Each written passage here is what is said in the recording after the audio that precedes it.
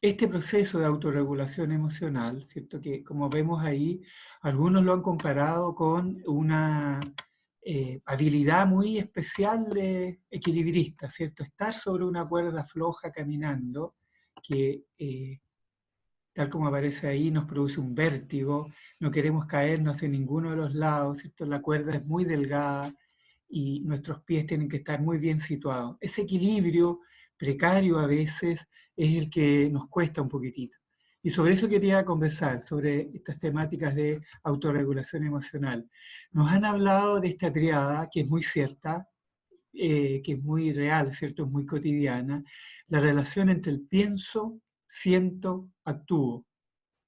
Una, una relación muy estrecha, muy ligada entre estos tres elementos, donde el yo que está al centro se mueve entre estos tres elementos, predomina a veces más uno que el otro, hay más elementos, digamos, situados desde una perspectiva que desde la otra, a veces el pensar nos hace movernos de una manera un poquito automática, a veces al revés, nos dejamos llevar por las sensaciones y eso nos hace pensar que no hemos dilucidado lo suficiente desde lo cognitivo, a veces nuestras acciones, ¿cierto?, nos sitúan en un terreno un poquito desbordado.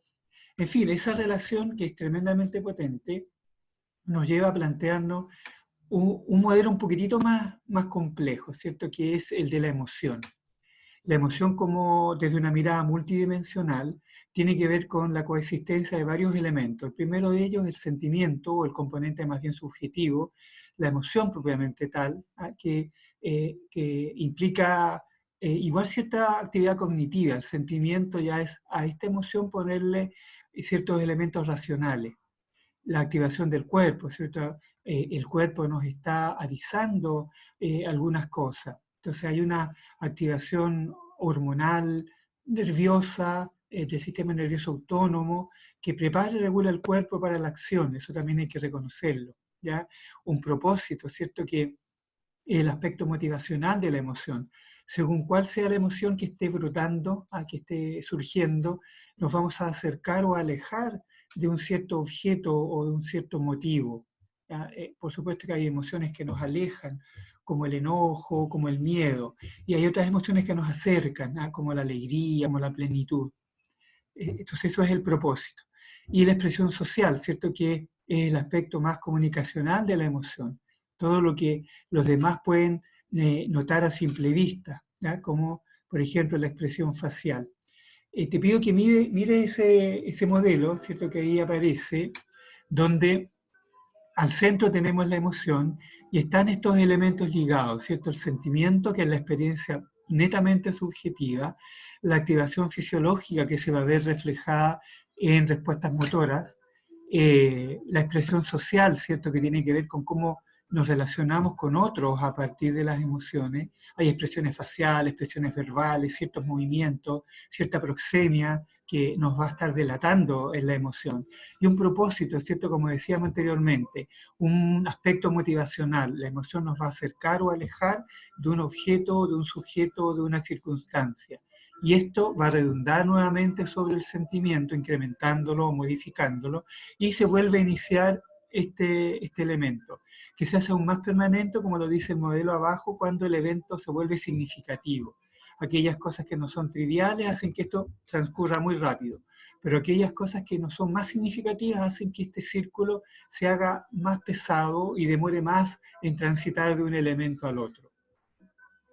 Gross y Thompson, que son dos de los autores que han trabajado este tema, plantearon un modelo de emoción basado en la retroalimentación de estos cuatro elementos, pero situados de una manera más significativa, por así decirlo. Lo primero es la situación relevante. La relevancia de la situación va a tener mucho que ver con los niveles o los grados de autorregulación que nosotros podamos alcanzar. Si hay elementos externos, eventos o existencias ambientales, o tienen que ver con elementos internos, cómo yo me represento a la realidad, lo que a mí me significa, cómo yo lo veo. Es distinto. Una cosa es la realidad y la otra es cómo yo me armo la realidad internamente. Y con mixturas, por supuesto, entre ambas. Entonces veamos cómo esos dos elementos se pueden situar. Lo segundo es la atención. Tenemos atención selectiva. Vamos a seleccionar aquellos elementos más significativos de una situación. Y probablemente eso esté gatillando algunos elementos más cercanos o más lejanos, mayor magnitud o menor magnitud de lo que esté ocurriendo. Y eso va a ayudar o perjudicar elementos de autorregulación, ¿ya? Lo tercero, la evaluación. Depende de la relevancia que le demos a la situación. Todos evaluamos lo que está ocurriendo, tenemos un juicio respecto a lo que está ocurriendo, tenemos un pronunciamiento. Cómo nos pronunciemos respecto a la situación también puede ayudar o complicar procesos de autorregulación. Y finalmente a la respuesta propiamente emocional, que tiene que ver con algo ya más observable, ¿ya? Cómo vamos a modificar esa situación relevante, desde la gestualidad, desde el habla, desde una acción motora. O no, nos vamos a retraer y no vamos a querer responder frente a eso. Aunque no haya movimiento, de todos modos hay una respuesta motora o tendencia a la respuesta motora. El frenarse ya es una respuesta motora. Y ahí aparece un poco el modelo, ¿cierto? Hay una situación ligada a procesos de atención, a su vez a procesos de evaluación y de respuesta, que van a producir una retroalimentación que vuelven a iniciar este ciclo. Y aquí viene, por eso cambia el color de la diapositiva, un primer pensamiento. ¿Ya? Ahora o después, si quieres volver a revisar este pequeño video, te pido que pienses en estos elementos, ejemplos para este elemento, pienses en una situación, cómo tú lo relacionas con mayor o menor atención, con tipos de evaluación y con modalidades de respuesta, y que eso se va retroalimentando. ¿Ya? Después vamos a retomar este ejemplo. Entonces, piensa en un ejemplo de situación. ¿Qué tiene que ver la atención con eso? ¿Qué tendría que ver la evaluación? ¿Y qué tipo de respuestas podrían ver ahí? ¿Ya? Anda pensando, ve pensando por dónde puede ir alguna situación que a ti te pueda servir. ¿Ya? Vamos a dejar unos segundos ahí para que tú te armes una situación o detengas el video y puedas empezar a pensar en estos 4 elementos. Vamos a avanzar, suponiendo que ya detuviste el pause y sigues.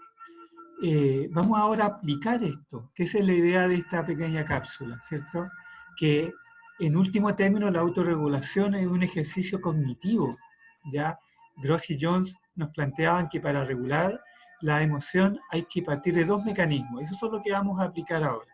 La reevaluación cognitiva, que como el nombre lo dice, es colocar racionalidad en la emoción, este equilibrio que a veces nos cuesta un poco, o la supresión, que también es un elemento cognitivo, pero más bien motor, donde yo suprimo o modero una respuesta, ¿ya? Y eso va a estar asociado a diferentes aspectos de las experiencias emocionales. En la reevaluación cognitiva, que después vamos a ver en un esquema, hay una estrategia de cambio. Significa que yo transformo la experiencia emocional negativa en una provechosa. Eso significa que desde mi racionalidad, desde mi cognición, operaron ciertos pensamientos, ciertos propósitos, ciertos sentidos, ¿ya? Por lo tanto, hay una interpretación emocional. Empezamos a equilibrar racionalidad con emocionalidad. Mientras que la supresión, que es modular una conducta, suprimirla o regularla, bajarle la intensidad, tiene que ver con inhibir la expresión emocional cuando aquella no es adecuada y con dejarla salir cuando la consideramos adecuada, ¿ya? Por lo tanto, puede ir asociada a conductas de evitación, de rehuir ciertas cosas, que no es negativo, ¿ya? Puede ser muy beneficioso porque es funcional, nos ayuda a poder abordar situaciones similares en el futuro de un modo un poquitito más pleno o que nos aporte mayor bienestar. Entonces ahí tenemos un poco el modelo, ¿cierto? La reevaluación cognitiva se va a dirigir a la situación, la atención y la evaluación. Por eso yo te había pedido que pensaras en una situación que tiene que ver con estos elementos. Y la supresión va a tener que ver con la respuesta. Vamos a ver ahí algunos ejemplos que nos pueden ayudar. Veamos entonces, respecto a la situación, ¿cómo puede haber algún margen de reevaluación cognitiva? Cuando yo, mediante la selección o la modificación de la situación, logro evitar o transformar aquello que pudiera ser una emocionalidad negativa, ¿ya? Aquí un ejemplo muy sencillo. Hay la situación de un dentista, por ejemplo, nos puede causar temor. A mí en lo personal yo tuve que superar un poco esto, por eso cuento mi experiencia, porque tuve malas experiencias anteriores. Entonces, si el dentista causa temor, puedo decidirme buscar otro, buscando una nueva experiencia. A lo mejor la situación completa es que me complica estar solo frente a situaciones angustiosas. Si yo pudiera modificar la situación y le pido a alguien que me acompañe, la situación cambió, disminuyo ciertos niveles de ansiedad, he reevaluado cognitivamente. ¿Ya? Ahí hay dos ejemplos de cómo yo modifico la situación. Modos drásticos de modificar la situación. Estoy tan desbordado o siento que me voy a desbordar tanto que cambio la situación y me voy. O lo que a veces hacemos algunos profesores, los tiempos fuera. Le digo al niño o lo tomo o lo dirijo a alguna parte, le digo te vas a quedar aquí un tiempo y lo vas a pensar y después volvemos a conversar. Modifiqué la situación para mí, modifiqué la situación para el niño, niña o joven. ¿Ya? Le pido que abandone el lugar o yo abandono el lugar, si es que estoy hablando entre adultos, ¿cierto? Todas esas son formas de reevaluación cognitiva en que modifico la situación. ¿Cómo puedo modificar la atención? Dijimos que la atención es selectiva. ¿Ya? En este caso puede ser, uno de los tantos ejemplos, es que yo enfoque mi atención en alguna actividad que no me cause la emoción negativa que me está causando esta otra. ¿Ya? Tan sencillo, tan coloquial como cerrar los ojos a lo que está ocurriendo, evitar lo que está ocurriendo. Nos pasa, vemos una situación audiovisual, ¿cierto? La escena de una película. Ese es un ejemplo muy sencillo de desviar la atención. Yo cierro los ojos, cambio el canal, etcétera, ¿ya? Entonces yo modifico la atención. O, por ejemplo, una estrategia muy comúnmente utilizada con niños pequeños, lo distraigo, le doy otra cosa. Ya está llorando por algo y lo consuelo ofreciéndole alguna otra cosa. Quería algo que no puedo dar o no debo darle, una pataleta, una rabieta, quiere lograr algo, desvío su atención hacia otro lugar. Ahí tenemos otro ejemplo de reevaluación cognitiva donde modificamos la atención.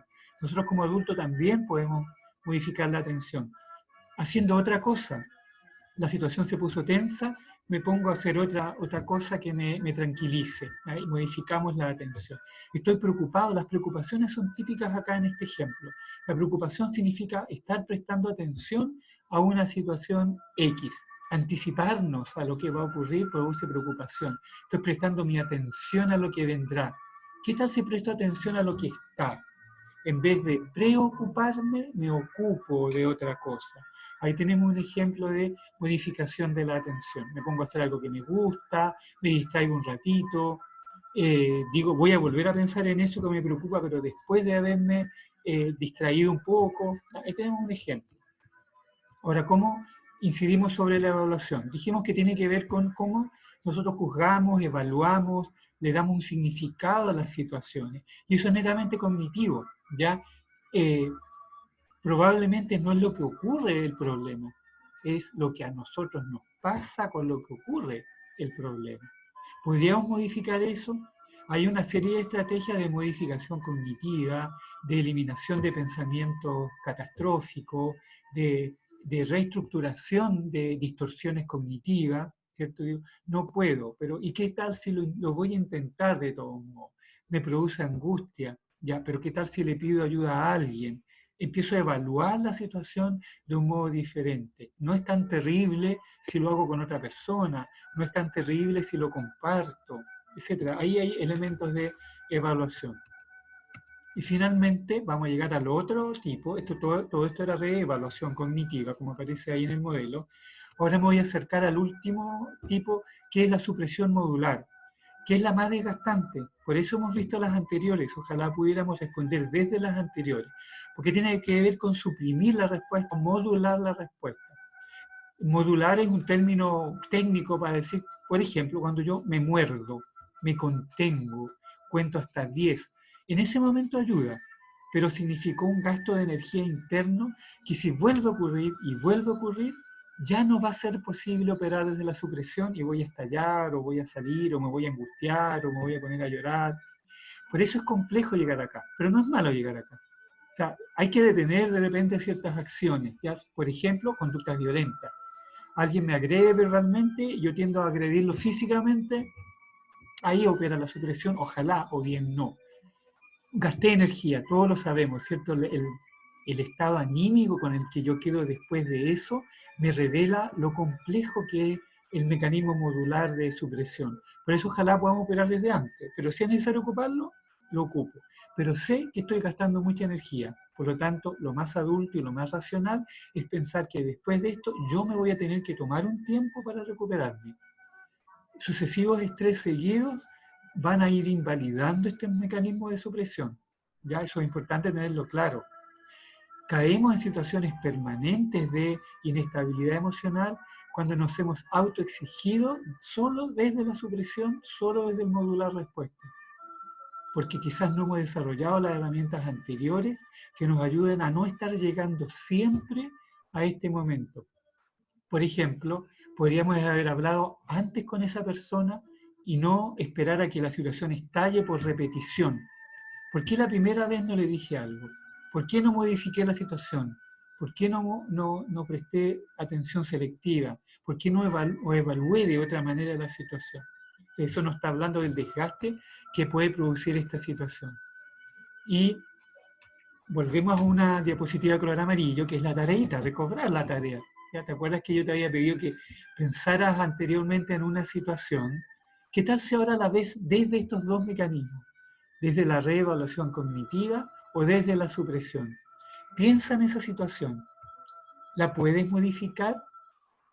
La que pensaste anteriormente, ¿cómo? ¿Cómo la podrías modificar? Quizás sería bueno parar acá el video, darle una vueltecita, dialogarlo con otras personas. ¿Cómo podrías modificarlo? A ver, empieza a aplicar la primera vía de reevaluación cognitiva, que es la modificación de la situación. ¿Podría yo modificar la atención que le presto? ¿Cómo puedo hacerlo?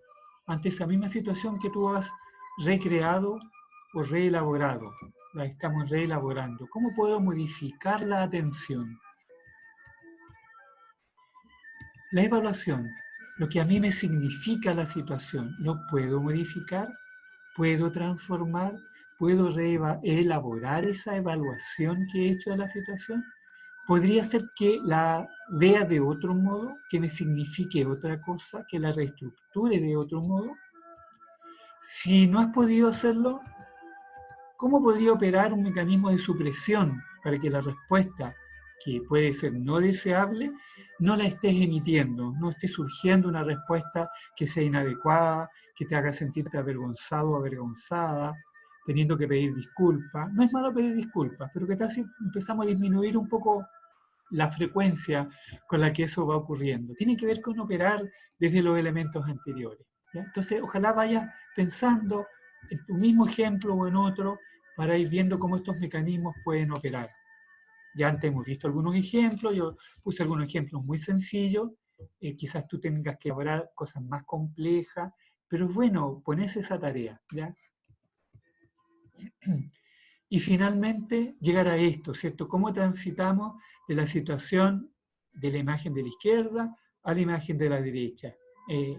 No hay mucha autorregulación al inicio, estamos sumidos en sensaciones que no son agradables, que nuestro cuerpo está reclamando. Hay tristeza, hay desamparo, hay quizás dolor, quizás hay angustia, rabia, ira. Hay emociones ahí que no están muy buenas. ¿Cómo podemos transitar hacia las otras? Ese es un propósito que ojalá tú te puedas colocar. ¿Ya? Yo